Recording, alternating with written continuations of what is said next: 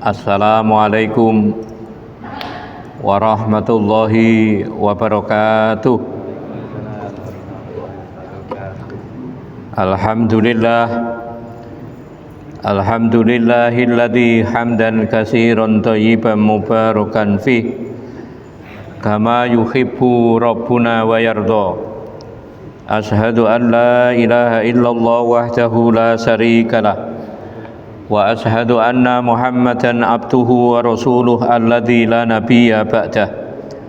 Allahumma sholli wa sallim wa barik ala nabiyyina Muhammadin wa ala alihi wa ashabihi ajma'in, amma ba'du.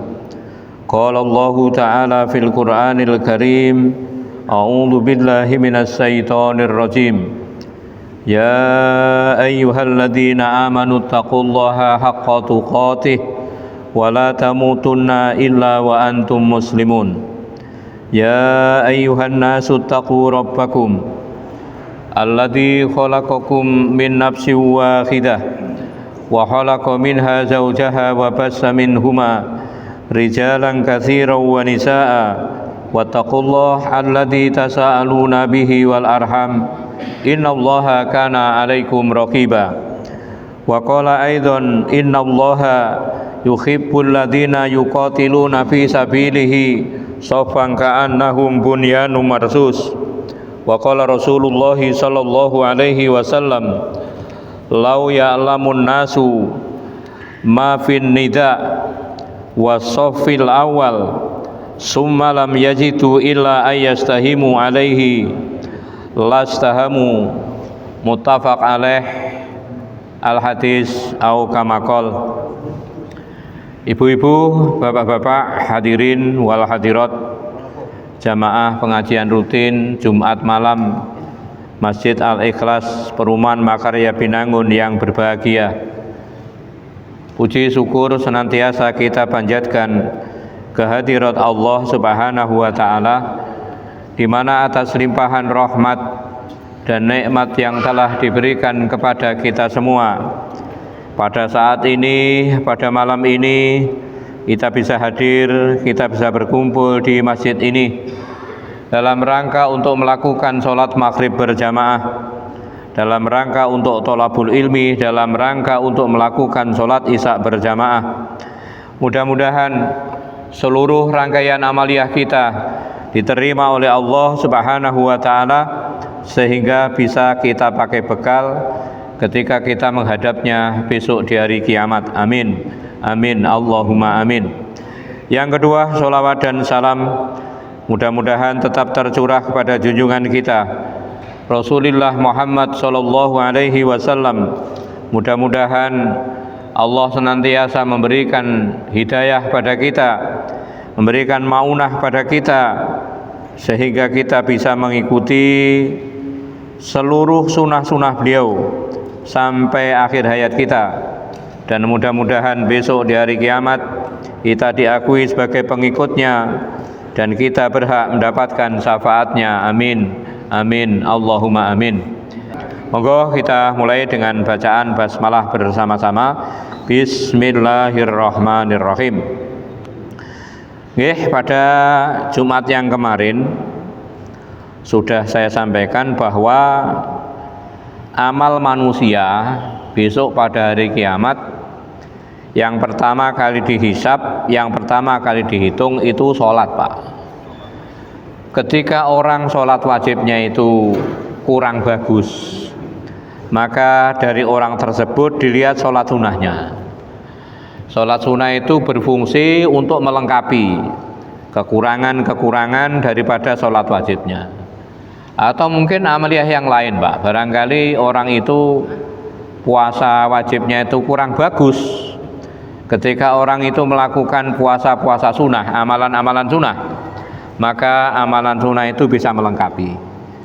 Makanya idealnya, Pak, idealnya kalau bisa kita melakukan sholat itu dalam satu hari satu malam sebanyak 40 rakaat dengan hitungan sholat wajib 17 rakaat, kemudian sholat rawatib 12 rakaat, ditambah sholat malam sebanyak 11 rakaat, atau sholat wajib sebanyak 17 rakaat, kemudian sholat rawatib 10 rakaat, kemudian sholat malam 11 rakaat, ditambah sholat duha 2 rakaat, jumlahnya 40 rakaat. Itu yang kemarin Pak Nggih. Jadi ketika orang itu sholatnya baik, maka orang itu akan termasuk orang yang berbahagia dan orang yang selamat. Sebaliknya, ketika orang itu sholatnya jelek, maka orang itu akan termasuk orang yang celaka dan orang yang rugi. Sekarang kita lanjutkan, nggih. Babu fadli sofil awal wal amru bi itmami sufufil awal wa taswiyatiha wa tarasu fiha. Bab keutamaan shop yang pertama, perintah untuk menyempurnakan shop yang pertama dengan jalan merapatkan dan meluruskan. Saya ulangi. Bab keutamaan shop yang pertama, perintah untuk menyempurnakan shop yang pertama dengan cara merapatkan dan meluruskan. Di dalam Al-Quran, suratnya surat As-Saff. As-Saff itu kalau tidak salah surat nomor 61, ayatnya ayat nomor 3. Allah dawuh, jawab Pak, nanti kali Pak nggih. Surat As-Saff, surat nomor 61, ayatnya ayat nomor 63. Surat As-Saff surat nomor 61, ayatnya nomor 3. Allah dawuh, a'udzu billahi minasyaitonir rajim. Bismillahirrahmanirrahim. Innallaha yuhibbul ladzina yuqatiluna fi sabilihi shaffan ka'annahum bunyanum marsus. Monggo Pak, selamat. Terus Pak, surat As-Saff ayat 4. Ya, ayat 4 nggih, lho. Sesungguhnya Allah mencintai orang-orang yang berperang di jalannya dalam satu barisan, seakan-akan mereka suatu bangunan yang tersusun utuh. Innallaha, sesungguhnya Allah, yuhibbul ladzina, Allah mencintai orang-orang yuqatiluna fi sabilihi, yang berperang di jalannya. Ka'annahum bunyanum marsus, seakan-akan mereka itu seperti bangunan yang kokoh. Imam Ibnu Katsir ketika menjelaskan ayat tersebut, beliau menghubungkan dengan sholat jamaah, Pak. Jadi Ibnu Katsir ketika menjelaskan ayat tersebut, beliau menyisipkan hadis yang bersumber dari sahabat yang diriwayatkan oleh Imam Ahmad, yang bersumber dari sahabat Sa'id Al-Khudri. An Abi Sa'id Al-Khudri radhiyallahu anhu qala, dari sahabat Abi Sa'id Al-Khudri radhiyallahu anhu, mudah-mudahan Allah meridhoinya, qala, dia berkata, qala Rasulullah sallallahu alaihi wasallam, Rasulullah Muhammad sallallahu alaihi wasallam telah bersabda, salasun yadhaqullahu ilaihim. Ada 3 golongan, Pak, yang Allah tertawa apabila melihat 3 golongan tersebut.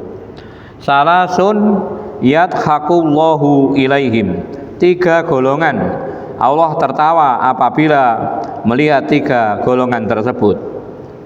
Yang pertama, ar-rajulu yaqumu minal laili, seorang laki-laki yang melakukan sholat di malam hari, Pak. Jadi ketika ada orang yang melakukan sholat malam hari, qiyamul lail, mungkin sholat tahajud, mungkin sholat witir, mungkin sholat istikharah, napa malih Pak? Ya artinya sholat yang dikerjakan malam hari. Ya utamanya sholat tahajud, sholat witir ya. Jadi ketika ada orang yang melakukan sholat malam, qiyamul lail, Allah melihat itu, Allah tertawa, Pak. Artinya Allah senang. Yang nomor 2, wal qaumu idza shaffu lis-shalah. Yang nomor 2, apabila ada kaum, apabila ada orang yang membentuk barisan untuk melakukan sholat jamaah, Pak. wal qaumu idza shallu fis shalah, apabila ada orang yang napa niku membentuk barisan, membentuk shop untuk melakukan salat jamaah. Wal qaumu idza shaffu lil qital, yang nomor 3, apabila ada kaum yang berbaris untuk melakukan perang. Jadi 3 golongan itu bangke. Allah apabila melihat, Allah itu senang. Yang pertama orang yang sholat di malam hari. Yang nomor 2 orang yang melakukan sholat jamaah. Yang nomor 3 orang yang berbaris untuk melakukan peperangan. Bapak-bapak yang berbahagia, kita masuk ke bab ini, hadis yang pertama, an Jabir bin Samurah, dari Jabir bin Samurah radhiyallahu anhuma, mudah-mudahan Allah meridhoi Jabir bin Samurah, qala, dia berkata, kharaja alaina Rasulullah sallallahu alaihi wasallam, telah keluar pada kita Rasulullah Muhammad sallallahu alaihi wasallam. Faqala, lantas Nabi bersabda, ala tasufuna kama tasuful malaikata ingda rabbiha, mengapa kalian tidak mau berbaris sebagaimana para malaikat berbaris di sisi Tuhannya? Fakulna, maka para sahabat bertanya, ya Rasulullah, wa kaifa tasubbul malaikatu inda rabbiha, ya Rasul, bagaimana para malaikat itu berbaris di sisi Tuhannya? Qala, Nabi bersabda, yutimmuna sufufal awal wa yatarasuna fis saffi. Jadi barisannya malaikat itu adalah menyempurnakan barisan yang pertama, kemudian barisan itu dirapatkan dan diluruskan. Jadi napa Pak? Makanya kita kalau sholat, jadi ketika kita sholat itu jangan membuat shop baru sebelum shop yang pertama itu betul-betul penuh, Pak. Kula pernah matur hemat kula, nggih. Jadi orang sholat itu, orang sholat itu yang berada di shop pertama dan yang berada di shop kedua benten, Pak, beda, Pak. Jadi orang yang sholat yang berada di shop pertama dan orang yang sholat yang berada di shop kedua atau mungkin seterusnya Pak, itu berbeda, Pak. Kenapa? Karena orang yang sholat berada di shop pertama, satu, itu didongakne malaikat, Pak. Dalam hadis Nabi mengatakan, innallaha wa malaikatahu yusholluna ala shaffil awal. Allah dan para malaikat, innallaha, sesungguhnya Allah, wa malaikatahu, dan para malaikat, yusholluna ala shaffil awal, mendoakan untuk orang yang sholat berada di shop pertama. Makanya dulu, pada zaman dahulu para sahabat itu rebutan, Pak. Jadi untuk mencari shop pertama itu mereka itu berebut. Kenapa? Karena utamanya, istimewanya orang yang napa niku sholat di shop yang pertama. Didoakan, Pak. Jadi kalau sholawat dari Allah itu, jadi sholawat dari Allah itu artinya orang yang napa? Orang yang sholat di shop yang pertama yang mendapatkan sholawat dari Allah itu dijamin keselamatannya, Pak. Jadi kalau napa? Kalau sholawat itu dari malaikat itu doa, Pak. Jadi doa. Allah, malaikat maksudnya itu mendoakan buat orang yang ketika sholat mereka itu berada di shop yang pertama. Bapak-bapak yang berbahagia, yang nomor 2, orang yang sholat di shop yang pertama, utamanya yang kanan, Pak. Utamanya yang kanan. Ya memang kita dianjurkan sholat itu sopnya akan berpindah-pindah, Pak. Tempatnya akan berpindah-pindah. Kenapa? Karena tempat yang kita gunakan untuk melakukan sholat itu kan jadi saksi, Pak. Sebagaimana yang Allah terangkan dalam surat Yasin niku, wa asarohum niku. Tapi untuk orang yang nopo, orang yang sholat yang berada di sebelah kanan itu didongakne malaikat. Nabi mengatakan innallaha wa malaikatahu yusholluna ala mayaminis soffi. Allah dan para malaikat mendoakan untuk orang yang sholat berada di sop bagian kanan. Ya, artinya gantian, Pak, gantian, nggih. Bapak-bapak yang berbahagia, nggih. Jadi yang dimaksud dengan barisan malaikat, sopnya malaikat ketika di hadapan Allah. Jadi ketika membentuk sop, ya, ketika membentuk sop itu, ketika membuat sop yang diutamakan adalah sop yang pertama, barisan yang pertama, ya, barisan yang pertama. Nabi kita Muhammad Shallallahu Alaihi Wasallam itu pernah memberikan nasihat kepada sahabat Abu Dar Al-Ghifari. Ya Aba Darrin, tuba li ashabil alwiyah yaumal qiyamah yahmilunaha fayasbikunan nasa ilal jannah. Ya Aba Darrin, wahai Abu Dar, tuba li ashabil alwiyah, berbahagialah buat orang-orang yang membawa bendera besok pada hari kiamat. Yasbiku, wahai Abu Dar, berbahagialah buat orang-orang yang mempunyai bendera besok pada hari kiamat. Yahmilunaha, orang itu akan membawa bendera tersebut. Fayasbikunan nasa ilal jannah, orang itu akan mendahului orang lain untuk masuk ke dalam surga. Ala hum as-sabiquna ilal masajida bil ashar wa khairul ashar, itulah orang-orang yang ketika ke masjid di waktu sore, di waktu petang mereka datangnya pertama. Jadi idealnya orang yang sholat, orang yang ke masjid datangnya pertama itu nyarinya ya sop di depan, Pak. Jadi jangan kita datang pertama, kita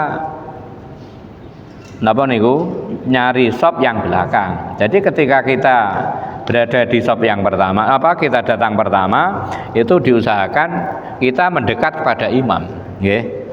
Bapak-bapak yang berbahagia, kenapa kita itu ketika sholat itu kita mencari sop yang pertama, nggih?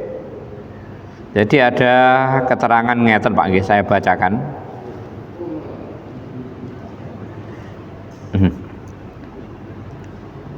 Ahbaro an-nabiyyu sallallahu alaihi wasallam anna khairu sufufir rijal fi sholati wa aksaruha sawaban wa fadlan awwaluha.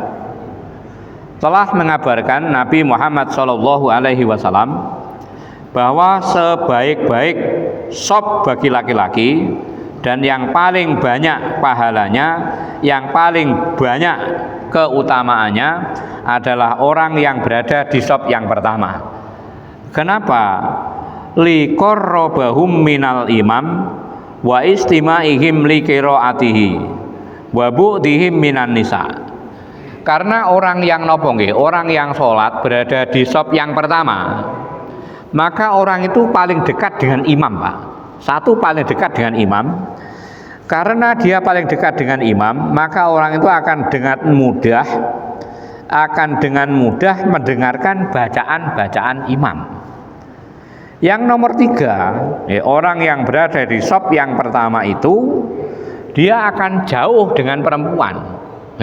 Jadi yang menyebabkan sop yang pertama itu paling utama, didoakan malaikat, didoakan oleh Allah, menurut dawuhnya Kanjeng Nabi, yang pertama karena orang yang berada di sop pertama itu paling dekat dengan imam. Nomor 2, orang yang berada di sop pertama itu paling mudah untuk mendengarkan bacaan imam. Orang yang berada di sop pertama itu paling jauh dengan napa niku ibu-ibu. Itu yang pertama, Pak nggih.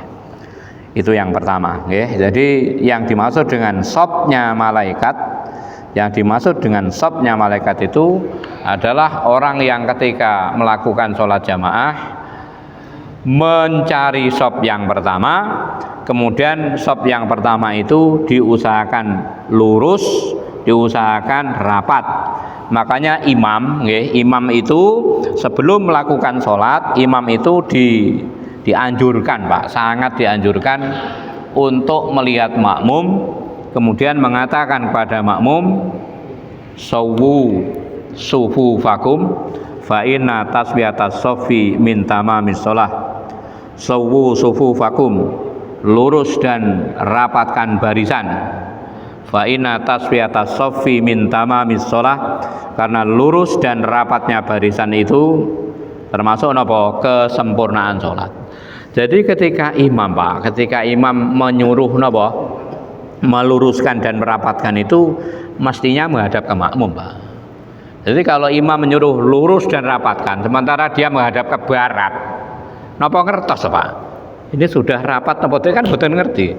Makanya idealnya sebaiknya ketika menyuruh lurus dan rapatkan itu imam menghadap ke makmum, nggih.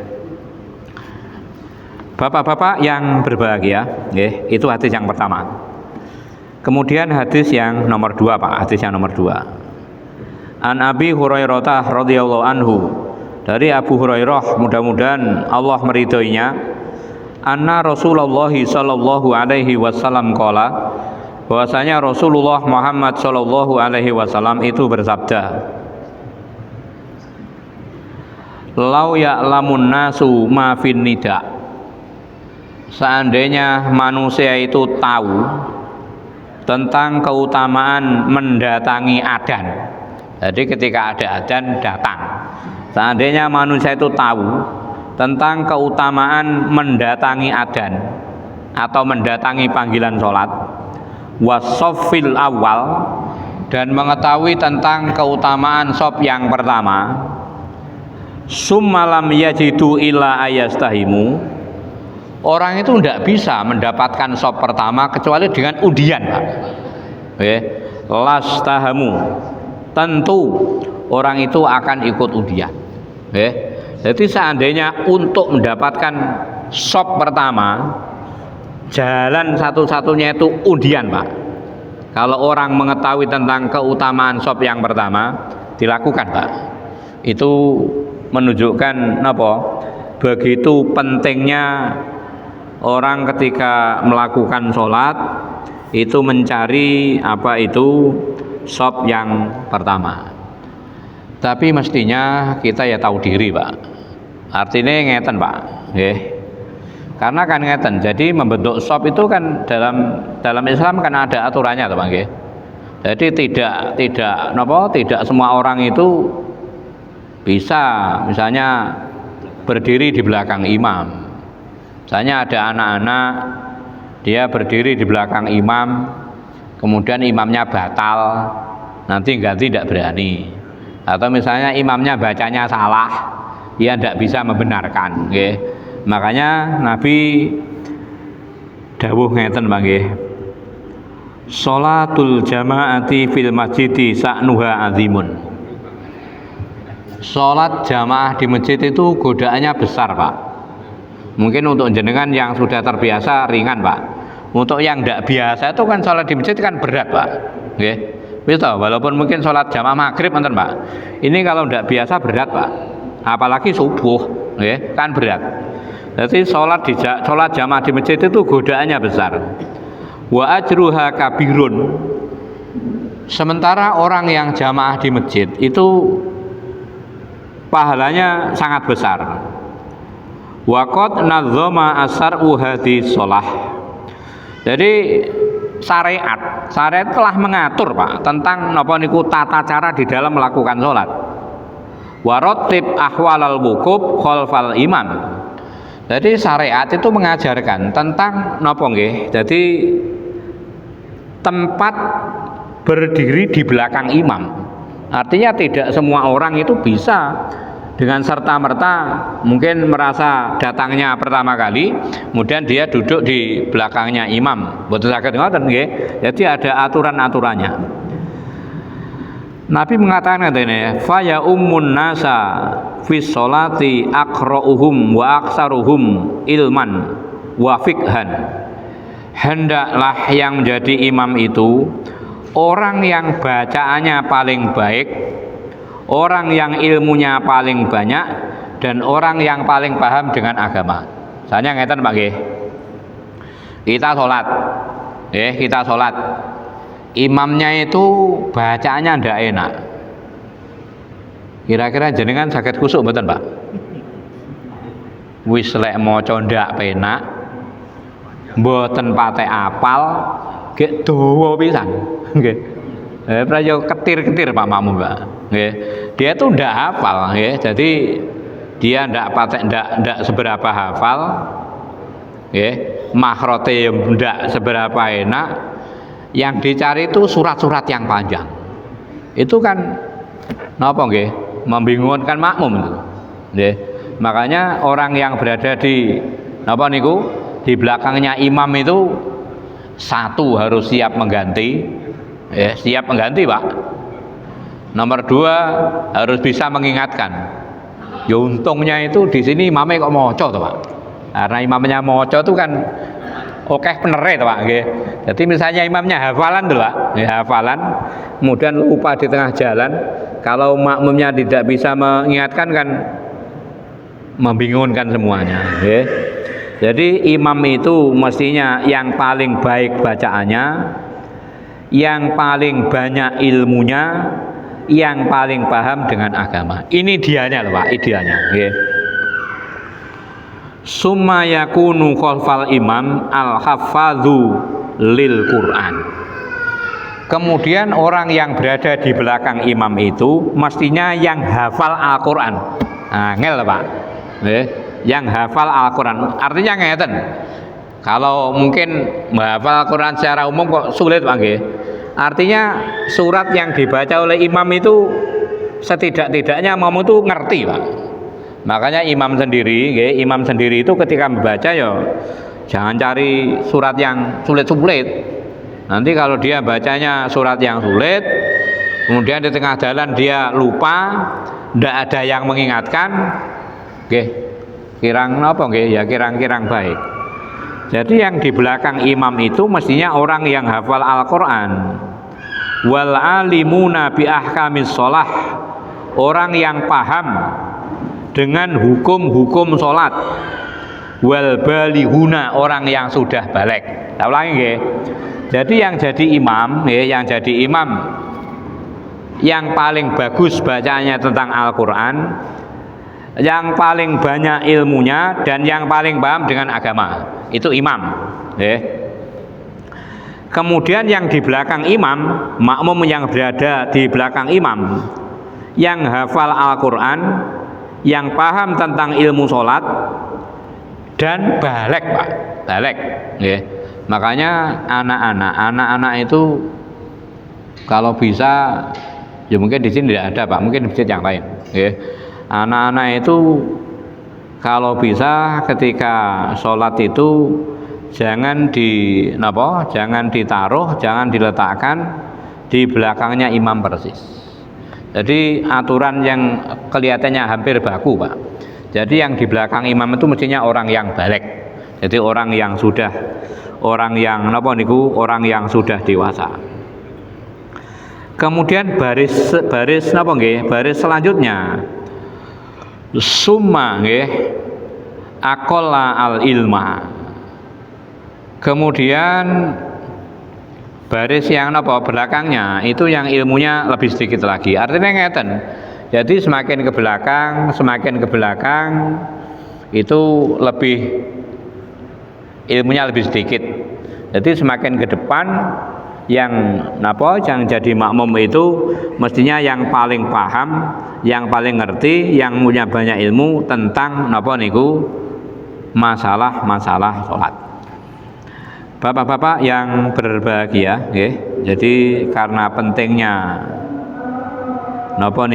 utamanya sop yang pertama, para sahabat itu sampai rela loh Pak, sampai rela melakukan undian kalau jalan satu-satunya itu cuma itu. Coba lihat Pak Slamet ya, dalam Quran surat Yasin. Surat Yasin itu surat nomor 36. Ayatnya ayat nomor 12 kalau tidak salah. Inna nahnu nuhyil mauta wa naktubu ma qaddamu wa atharohum wa kulla shay'in ahsaynahu fi imamin mubin. Enggak, surat Yasin surat nomor 36. Ayatnya ayat nomor 12. Sesungguhnya kamilah yang menghidupkan orang-orang yang mati dan kami pula lah yang mencatat apa yang telah mereka kerjakan dan bekas-bekas yang mereka tinggalkan. Segala sesuatu kami kumpulkan dalam kitab induk yang nyata, Lauhul Mahfuz. Inna nahnu nuhyil mauta. Sesungguhnya kami, kata Allah, nuhyil mauta, yang akan menghidupkan orang yang mati. Wa naktubu ma qaddamu, kami yang akan menulis apa saja yang mereka kerjakan, wa atharohum, dan bekas-bekasnya, wa kulla shay'in, dan tiap-tiap sesuatu, ahsaynahu, kami telah kumpulkan, fi imamin mubin, di dalam kitab yang jelas, maksudnya Lauhul Mahfuz. Dalam berbagai macam kitab tafsir Pak, jenengan kalau baca mungkin tafsir Qurtubi, tafsir Bahawi, tafsir Ibnu Katsir, ayat ini dihubungkan dengan sholat jamaah Pak. Diceritakan di sana, jadi ada seorang suku namanya Bani Salimah Pak. Bani Salimah itu kan rumahnya dengan masjid itu kan jauh. Jadi rumahnya dengan masjid jauh. Karena rumahnya dengan masjid itu jauh, jadi bagi Bani Salimah itu untuk mencari sop depan itu kesulitan Pak. Lumayan doh. Makanya kepala suku dari Bani Salimah itu punya inisiatif untuk membuat tenda di tanah kosong yang berada di sekitar masjid. Tujuannya apa? Kalau jamaah supaya tidak telat Pak, supaya bisa mencari sop yang pertama. Akhirnya berita bahwa Bani Salimah itu akan membuat tenda di masjid itu nyampe pada Nabi.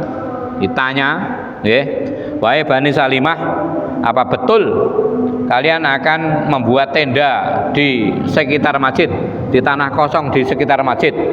Ketika itu pimpinan Bani Salimah mengatakan, nggih ya Rasul, kami akan membuat tenda napa niku di tanah kosong yang berada di sekitar masjid. Akhirnya Nabi dawuh, ya Bani Salimah, wahai Bani Salimah, langkahmu, jadi langkahmu dari rumahmu ke masjid itu ditulis, dihitung. Jadi langkahmu dari rumahmu menuju ke masjid itu ditulis Pak. Makanya dalam ayat ini ada kata-kata wa atharohum, dan bekas-bekasnya. Bapak-bapak yang berbahagia, Bani Salimah Pak. Dari Bani Salimah yang napa? Yang rumahnya jauh, karena mereka mengejar supaya sholat jamaah itu tidak terlambat atau bisa memperoleh sop yang pertama, sampai rela loh Pak membuat tenda di sekitar masjid. Ada seorang sahabat itu namanya Sauban Pak, mungkin jenengan pernah dengar. Sauban itu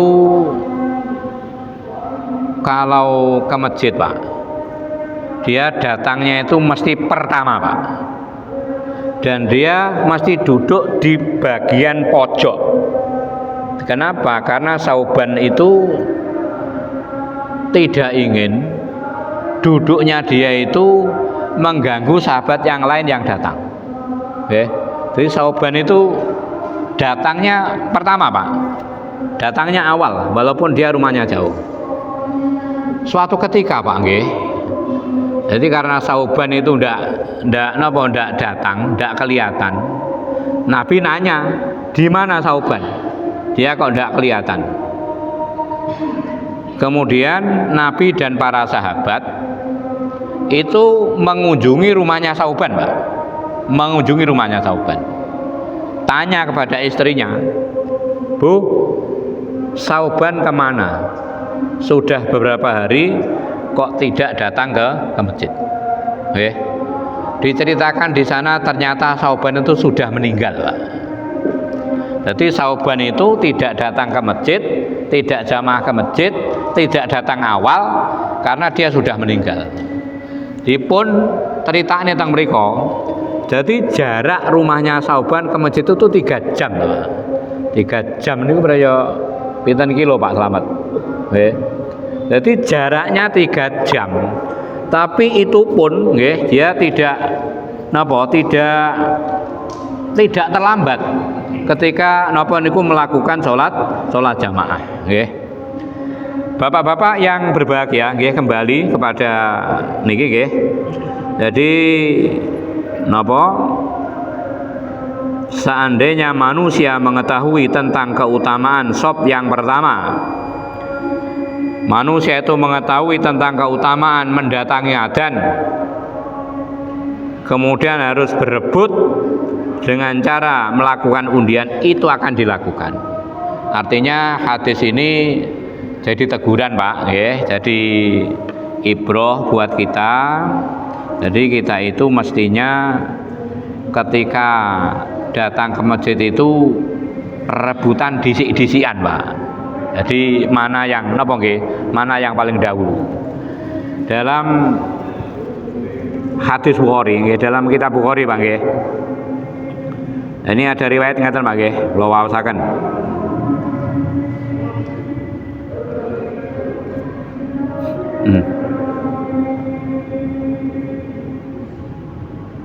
Jadi di dalam hadis Bukhari, hadis nomor 2972. Hadis ini memang berbicara masalah sholat Jumat, Pak. Tapi ini umum, insyaallah. Saya jujuk mawon niki. An Nabi Hurairah radhiyallahu anhu qala, dari Abu Hurairah, mudah-mudahan Allah meridhoinya, dia berkata, qala Nabi sallallahu alaihi wasallam, Nabi Muhammad sallallahu alaihi wasallam telah bersabda, idza kana yaumul jumu'ati, apabila pada hari Jumat, kana ala kulli babim min abwabil masjidi malaikatu, apabila hari Jumat, di setiap pintu masjid itu ada malaikat, Pak. Pada hari Jumat di setiap pintu masjid itu ada malaikat. Yaktubuna al awal fal awal. Jadi malaikat itu mencatat, Pak, mana yang datangnya pertama, mana yang datang berikutnya, mana yang datang berikutnya. Faida jalasa al imamu tawu as-suhufa waja'u yastami'una dzikra. Ketika khotib itu sudah datang, ketika khotib sudah naik mimbar, maka malaikat itu menutup buku catatannya, Pak. Kenapa? Karena malaikat itu juga ingin mendengarkan khutbah. Makanya usahakan. Jadi ketika kita Jumatan itu datangnya jangan sampai ketika khotib sudah naik mimbar.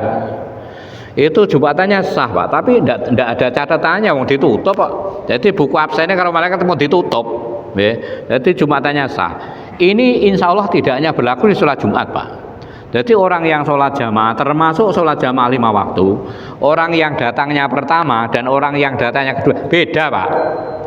Kalau di dalam hadis ini kan orang yang datang pertama ibarat korban unta. Orang yang datang kedua ibarat korban sapi. Orang yang datang ketiga ibarat korban kambing. Orang yang datang keempat ibarat korban ayam. Orang yang datang kelima ibarat korban telur. Sehingga 6 duka. Jadi sama-sama ke masjidnya, sama-sama jamaahnya, yang berada di shop pertama dan yang lain berbeda. Sama-sama ke masjidnya, orang yang datangnya awal dan orang yang datangnya belakang berbeda. Kenapa? Karena orang yang datangnya awal, seperti hadisnya Abu Dar tadi, orang itu besok diberi bendera oleh Allah. Dia akan masuk surga pertama mendahului orang-orang yang lain. Mudah-mudahan Allah selalu memberikan kekuatan kepada kita, Allah memberikan bimbingan kepada kita, sehingga kita mudah untuk melakukan sholat sholat berjamaah utamanya mencari shop yang pertama. Mungkin mekaten Pak yang bisa saya sampaikan pada malam ini. Napa wonten pertanyaan? Nggih. Jadi monggo, jadi kita berusaha, jadi ibda binafsik, kita mulai dari diri kita masing-masing. Kita nggak usah menyalahkan orang yang lain, kita koreksi, kita evaluasi diri kita, kira-kira kita mampu atau tidak untuk sholat itu, berusaha selalu mencari shop yang pertama. Kalau ini pun nanti kalau aturakan Pak, ingat saya, nggih. Jadi orang yang sholat jamaah yang datangnya sebelum adzan, datangnya setelah adzan, datangnya setelah qomat itu beda. Sama-sama jamaah tapi beda Pak. Jadi yang datang sebelum adzan itu ibarat apa? Itu golongan as-sabiqunal awwalun. Orang yang masuk surga tanpa hisab. Orang yang datang setelah adzan, orang itu diibaratkan golongan kanan. Orang itu dihisab dengan mudah. Orang yang datang setelah qomat, orang itu ya masuk surga, tapi karena mendapatkan napa niku ampunan dari Allah. Napa Pak? Kalau datangnya terlambat tapi dia bisa masuk ke shop pertama, Ya tetap didoakan malaikat Pak. Nggih. Dia napa? Mendapatkan doanya malaikat, tapi dia tidak mendapatkan keutamaan datang pertama. Nggih. Jadi kan ngeten. Jadi kalau bisa itu datang pertama, datang pertama dan mencari shop yang pertama. Datang pertama, mencari shop yang pertama. Ada orang yang datang pertama, tapi napa niku shopnya tidak pertama. Atau ada orang yang datanya tidak pertama, tapi dia bisa mencari shop yang pertama. Mungkin caranya itu didukon itu. Makanya yang paling utama, yang paling afdol, yang paling istimewa datangnya pertama, dan apa? Mencari shop yang pertama. Insyaallah mengatakan Pak nggih. Kita sambung pada pertemuan yang akan datang. Nggih, kita selalu berdoa kepada Allah. Mudah-mudahan Allah meringankan langkah kaki kita untuk melakukan sholat jamaah di masjid. Kenapa? Karena orang yang sholat di masjid itu ada jaminan Pak. Jadi orang yang sholat di masjid itu insya Allah dosanya diampuni. Insya Allah pada kesempatan yang akan datang saya bacakan hadisnya. Jadi entah orang itu ke masjid jamaah atau tidak, mungkin dia ke masjid niatnya jamaah tapi telat Pak. Orang itu insya Allah masih diampuni oleh Allah Subhanahu wa Ta'ala. Makatan monggo kita tutup dengan doa kafaratul majlis. Subhanakallahumma bihamdika asyhadu an la ilaha illa anta astaghfiruka wa atubu ilaik wal afu minkum wa akhiran. Wassalamualaikum warahmatullahi wabarakatuh.